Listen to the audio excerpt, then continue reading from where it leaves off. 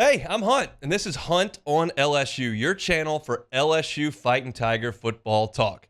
Enjoy the video. We want you to leave a comment below, hit that like button, and subscribe right below the video. Enjoy. Go 24/7. Our friend Glenn West, who chats with us on Tuesdays, put up a story that was rooted in a 24/7 podcast called the 24/7 Football Recruiting Podcast. And the hosts there were kicking back and forth some different topics, and one was biggest sleeper for the college football playoff in 2024. Now, keep in mind, like, sleeper is a relative term here because no one's going to say that their sleeper for the playoff is Cal. Like, no one's going to go, I think Purdue's got a real chance this year. Like, there are only so many teams that can make it. Yeah, you're not going to say Georgia. Nobody's going to throw Ohio State in there as a sleeper. And so basically it's like, okay, who not of the top, like, 4 teams do you think could get in is essentially how I understand it. So I don't think you should get offended that what I'm about to tell you is that they got LSU as a potential sleeper. I think it's just a fact of the matter is we know that there's a small sample of teams that can really do this. Who do you think makes the most sense? And the director of scouting at 24/7, Andrew Ivins, said, I'm going with LSU. I think the addition of Blake Baker, what they've done on the defensive side of the ball, I'm a Garrett Nussmeier fan. I think they could be a potential sleeper in 2024, and I think you look towards 2025. I'm going to go with LSU. Now, how do I react to that?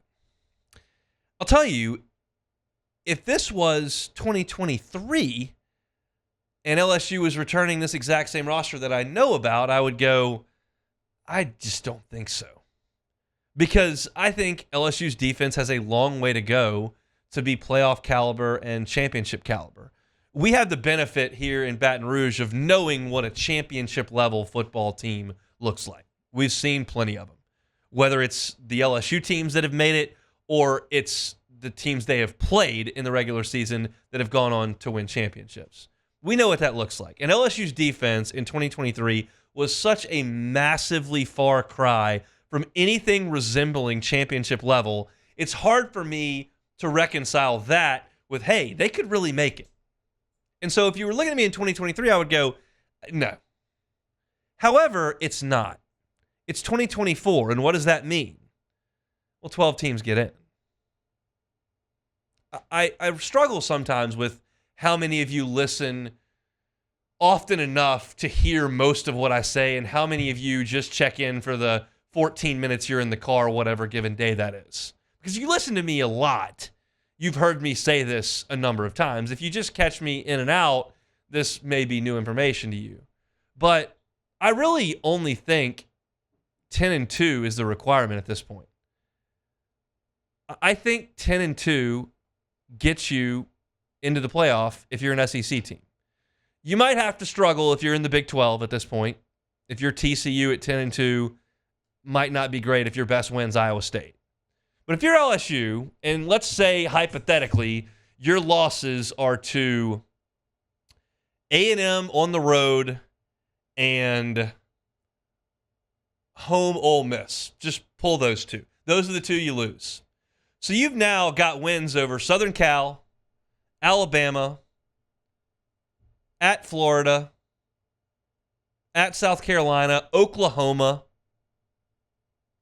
Like, okay, that checks out.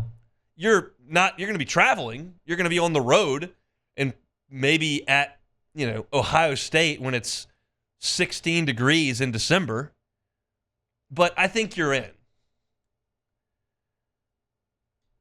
And that changes my perspective on this entire thing in a good way. Because we know, although the 2007 team danced with the devil and found their way in, your second loss is a death sentence in the BCS and 4-team college football player era. So I find it unlikely, in my opinion, that LSU goes 11-1 next year because of the defense. That's my opinion as we sit here in February. I didn't say it was an impossibility. I find it unlikely that LSU goes 12-0 or 11-1. I think their defense is a long way to go. But I think 10-2 is very much on the table. And so I think that I'm with Andrew Ivins in saying that, yeah, I think that Georgia's got a better team than LSU. I think that Ohio State's spending a ton of money and looks better on LSU, and you're going to give 3 other conference champions a ticket in. And you know Alabama's got a lot of talent, even though it's not what it once was, and everybody's toasting Ole Miss at this point. What is Clemson going to do? Can Lincoln Riley finally get things cooking? We know Dan Lanning's got a really good team up there at Oregon.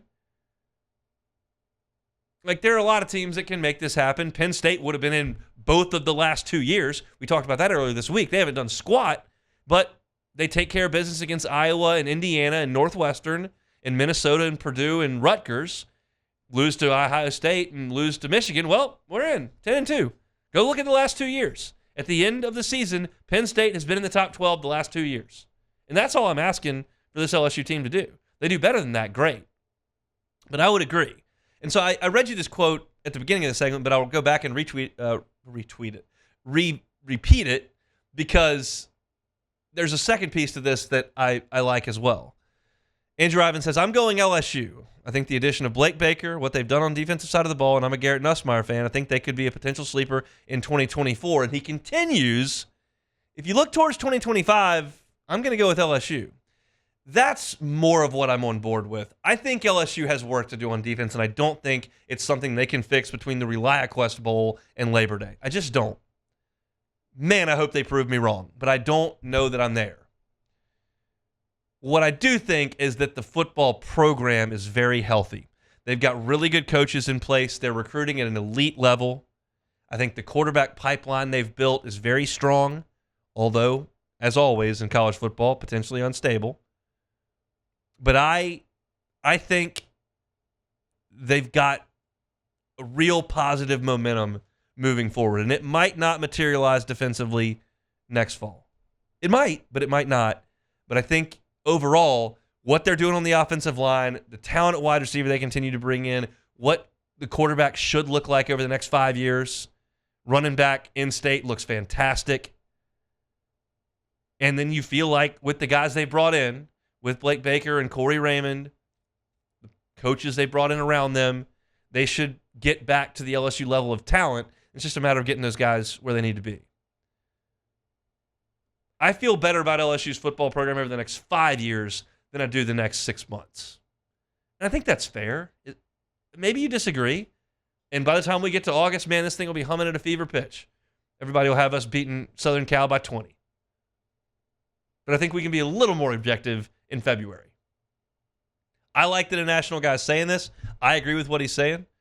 I think LSU's in a really good spot with its football program, and hopefully that materializes into some huge football games, some huge football wins, maybe another trophy or two down the road. Hey, thanks for watching Hunt on LSU. Before you get out of here, do us a couple of favors. Hit that like button, leave your comments below, and subscribe to the channel for all your Fighting Tiger football talk. See you next time.